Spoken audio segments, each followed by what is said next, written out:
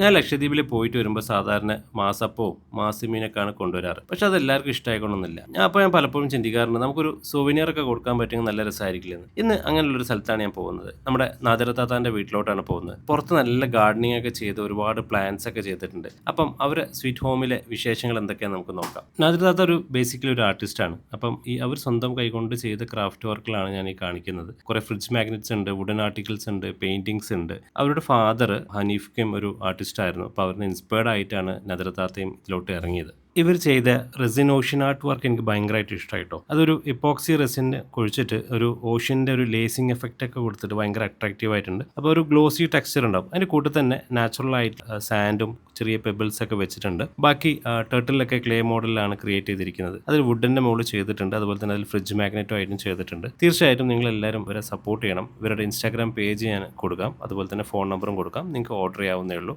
അടുത്തതായിട്ട് ഞങ്ങൾ പോയത് കവരത്തിയിൽ ഇപ്പോൾ ഭയങ്കര ട്രെൻഡിങ് ആയിട്ടുള്ളൊരു ഷിപ്രക് ഷോർ എന്ന് പറഞ്ഞ സ്ഥലത്തോട്ടാണ്. ഏപ്രിൽ 14, 2010 നന്ദ് അപരാജിത എന്ന് പറഞ്ഞൊരു കാർഗോ ബാർജ് ഉണ്ടായിരുന്നു. സിമെന്റും അതുപോലെ ലഗേജ് ഒക്കെ കൊണ്ടുവരുന്ന ഒരു ബാർജായിരുന്നു. അത് ഇവിടെ റെക്ക് ചെയ്ത് ഇപ്പോൾ അതൊരു മോണുമെന്റ് പോലെ ഒരു ടൂറിസ്റ്റ് അട്രാക്ഷൻ ആയ ഒരു പ്ലേസ് ആണ്. നല്ല രസകരമായ ഒരു സ്പേസ് ഇട്ട് നല്ല ഈവനിങ്ങിലൊക്കെ സൺസെറ്റ് ഒക്കെ ആകുമ്പോൾ ഭയങ്കര ഭംഗിയുണ്ട് അവിടെ കാണാനായിട്ട്. നമുക്ക് കുറേ ടൈം സ്പെൻഡ് ചെയ്ത് എൻജോയ് ചെയ്യുന്നുള്ളൂ. നല്ല ഫോട്ടോജനിക്കാണ് ഭാഗത്ത്. ഇന്ന് വൈകിട്ട് നമുക്കൊരു പാർട്ടി ഉണ്ട്.